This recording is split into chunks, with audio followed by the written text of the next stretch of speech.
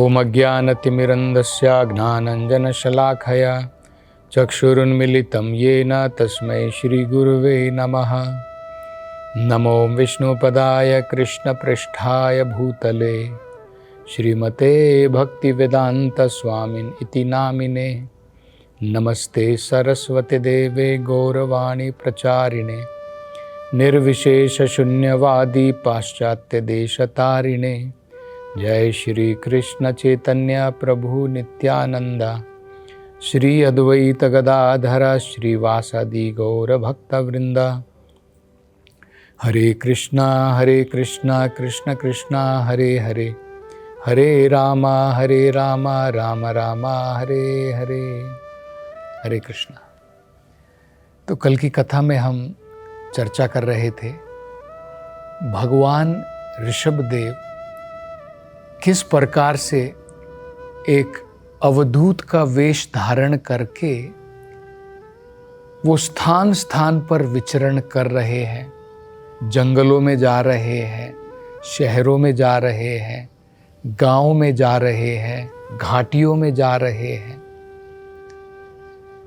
और उनका वस्त्र केवल आसमान है, शरीर की उनको कोई परवाह नहीं है। और अगर उनके आचरण में देखा जाए तो उन्होंने ऐसा व्यवहार किया मानो वो गूंगे हो, बोल नहीं सकते हैं, बहरे हो, सुन नहीं सकते हैं, अंधे हो, देख नहीं सकते हैं। तो लोगों को भ्रम में डालने के लिए, ताकि लोग उनको तंग ना करें, लेकिन फिर भी हमने देखा कि किस प्रकार से जब वो शहर शहर घूम रहे थे तो मूर्ख लोग जो होते हैं, जो दुष्ट लोग होते हैं, उन्होंने ऋषभदेव जी का अपमान किया। किसी ने उनके ऊपर पत्थर फेंके, मट्टी फेंकी, किसी ने मल उनके शरीर के ऊपर फेंका, किसने उनकी तरफ उनके शरीर के ऊपर मूत्र कर दिया, अनेकों भरे अपशब्द का प्रयोग किया उनके लिए। लेकिन फिर भी भगवान ऋषभदेव जो हैं, इन सब से परे थे। ये सब अपमान उन्होंने सहन किए क्योंकि वो अपने आध्यात्मिक महिमा में पूर्ण रूप से दिख रहे थे।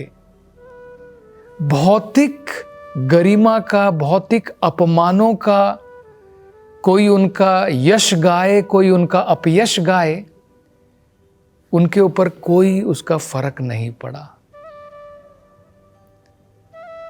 तो ये उन्होंने क्यों किया था? क्योंकि वो लोगों को दर्शाना चाहते थे। जो योगी हैं, जो आध्यात्मिकता में प्रगति करना चाहते हैं, उनको ये समझाना चाहते थे कि शरीर अलग है, आत्मा अलग है। हमें शरीर के अपमान से, मान से, सम्मान से प्रभावित नहीं होना चाहिए। तो बड़े महत्वपूर्ण पाठ वो सिखाना चाहते थे योगियों को। ये उनका सबसे महत्वपूर्ण कारण था इस प्रकार से अवधूत वेश में घूमने का। लेकिन जैसे हमने चर्चा की थी, हमें नकल नहीं करनी चाहिए। तो अब ये प्रश्न उठ सकता है कि भगवान ऋषभदेव, किसी ने उनके ऊपर मल फेंका, किसी ने उनके ऊपर मूत्र किया, अनेकों प्रकार से उनका अपमान किया, तो वो क्यों प्रभावित नहीं हुए इन सब चीजों से? तो ये बड़ा महत्वपूर्ण है। इससे पहले हमने पहले ही ऋषभदेव जी की शिक्षाओं में सुना था, भगवान ऋषभदेव ने स्वयं बताया था। स्वयं क्या बताया था? इदम शरीरम मम दुर्विभाव्यम। ये जो मेरा शरीर है ये कोई आम शरीर नहीं है, इसको समझना बहुत मुश्किल है।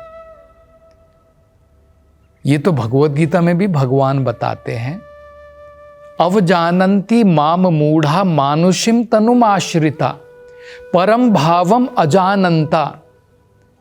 जब भगवान अवतार लेकर के भौतिक संसार में आते हैं, मूर्ख लोग ऐसा सोचते हैं मेरे शरीर में और भगवान के शरीर में कोई अंतर नहीं है।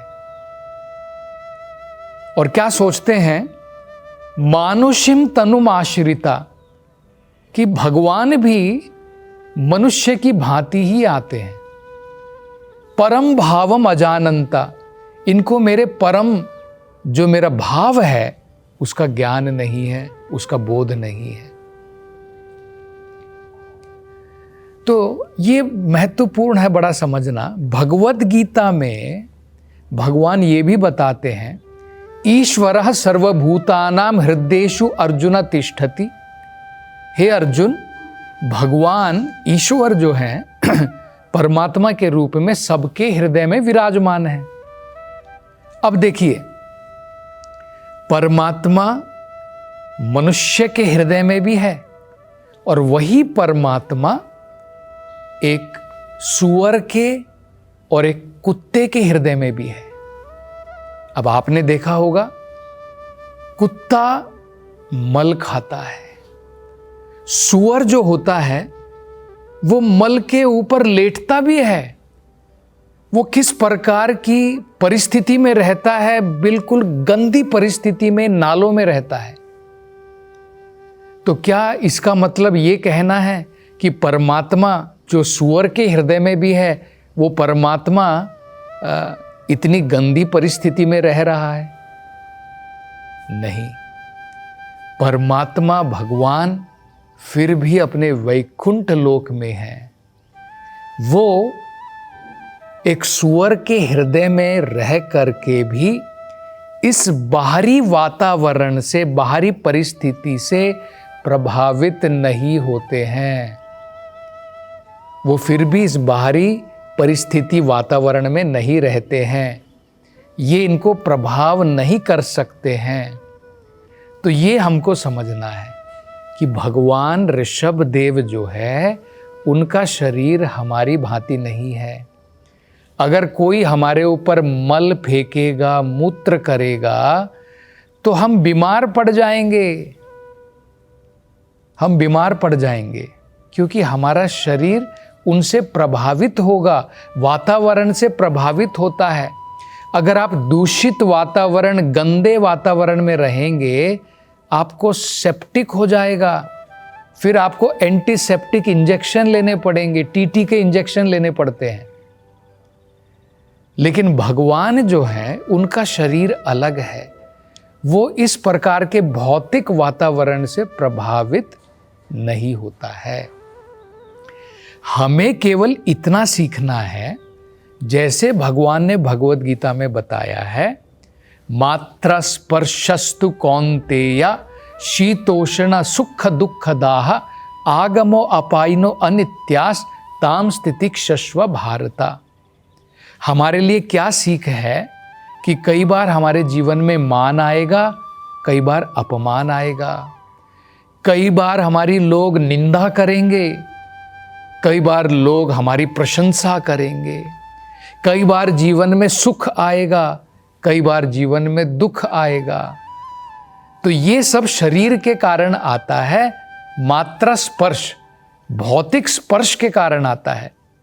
तो भगवान क्या बता रहे हैं, ताम स्थितिक्षस्व भारता।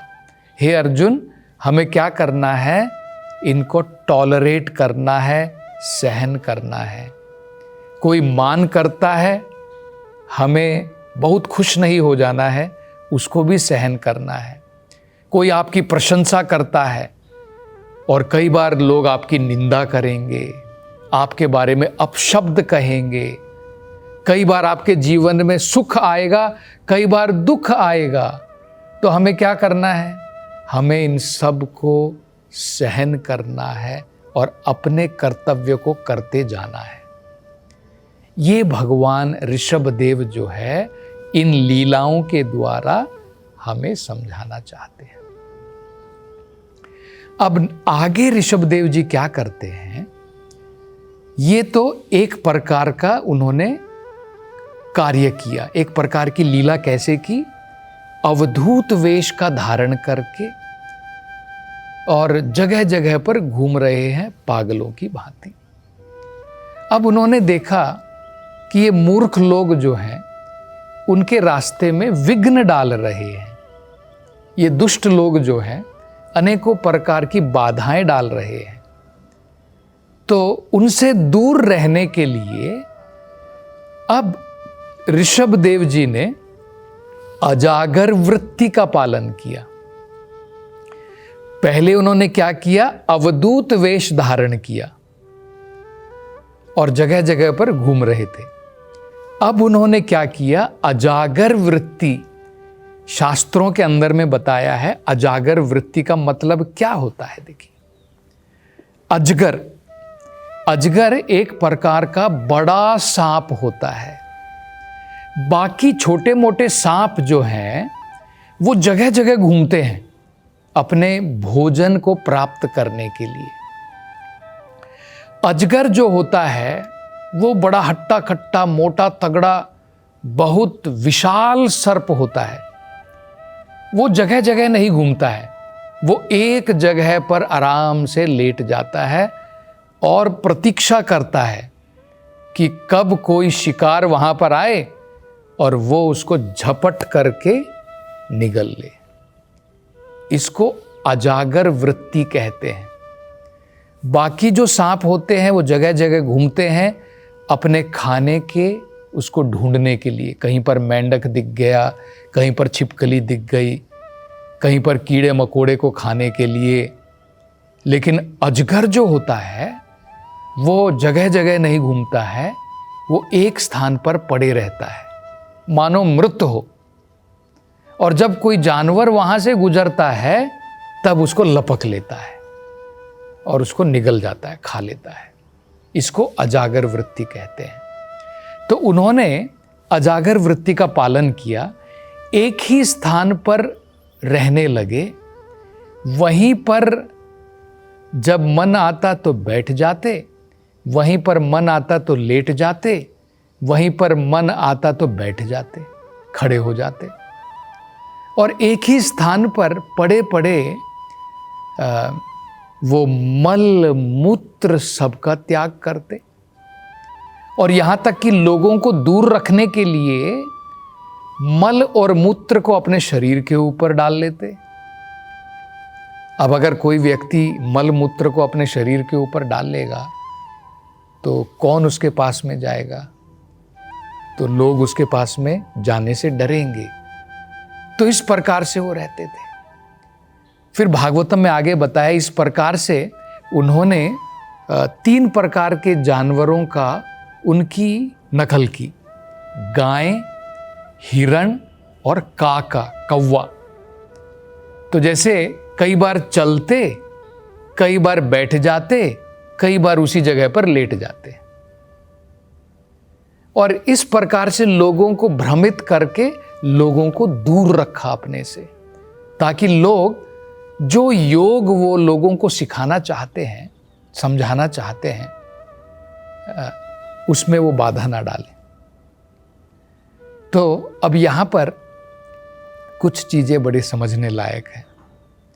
इस अजागर वृत्ति जो उन्होंने दिखाई, उससे वो समझाना चाहते थे कि जो व्यक्ति आध्यात्मिक में प्रगति कर रहा है उसे ये समझ में आ जाना चाहिए कि मेरी तकदीर के अनुसार जैसे भगवान की मर्जी है उसके अनुसार मेरा सुख और दुख अपने आप आएगा मेरे जीवन में। मुझे अत्यधिक प्रयास करने की जरूरत नहीं है। उदाहरण के तौर पर कोई व्यक्ति दुख के लिए प्रयास नहीं करता है, लेकिन फिर भी उसके जीवन में दुख बिना प्रयास के आता है। इसी प्रकार से सुख के लिए भी हमें प्रयास करने की जरूरत नहीं है, सुख भी अपने आप ही आएगा। तो जब व्यक्ति आध्यात्मिकता में प्रगति कर लेता है, उसकी ये समझ में आ जाता है कि भौतिक सुख मेरी डेस्टिनी के अनुसार, मेरे कर्म के अनुसार अपने आप आएंगे, उसके लिए मुझे अत्यधिक प्रयास की जरूरत नहीं है। मुझे प्रयास आध्यात्मिकता में प्रगति के लिए करना चाहिए, उसकी ये समझ में आ जाता है। और अगर हम प्रचारक नहीं हैं, भगवान की शिक्षाओं का प्रचार नहीं कर रहे हैं, जगह जगह पर जाकर के लोगों को भगवान के बारे में नहीं समझा रहे हैं, तो हमें घूमने की जरूरत नहीं है। हम भी अजागर वृत्ति का पालन करके एक जगह पर रह करके भगवत भक्ति अपनी परिस्थिति के अनुसार कर सकते हैं और भगवान हमारी सारी जरूरतों को पूरा करेगा। ये भरोसा हमें होना चाहिए। ये भी ऋषभदेव जी अपनी अजागर वृत्ति के द्वारा इन योगियों को सिखाना चाहते थे कि भाई अगर तुम प्रचार कर रहे हो तो बढ़िया बात है, जगह जगह घूम करके कष्ट भी शरीर के ऊपर ले करके हम भगवान की शिक्षाओं का प्रचार कर सकते हैं। और अगर हम प्रचार के कार्य में नहीं लगे हैं, एक जगह बैठ करके अपनी परिस्थिति के अनुसार हम जो है भगवत भक्ति का प्रयास कर सकते हैं। तो वो ये भी जो है सिखाना चाहते थे। तो ये बड़ी महत्वपूर्ण शिक्षाएं भगवान ऋषभदेव देना चाहते थे। और आगे अब अंत में वो क्या करते हैं, इसकी चर्चा हम अगली कथा में करेंगे। हरे कृष्णा।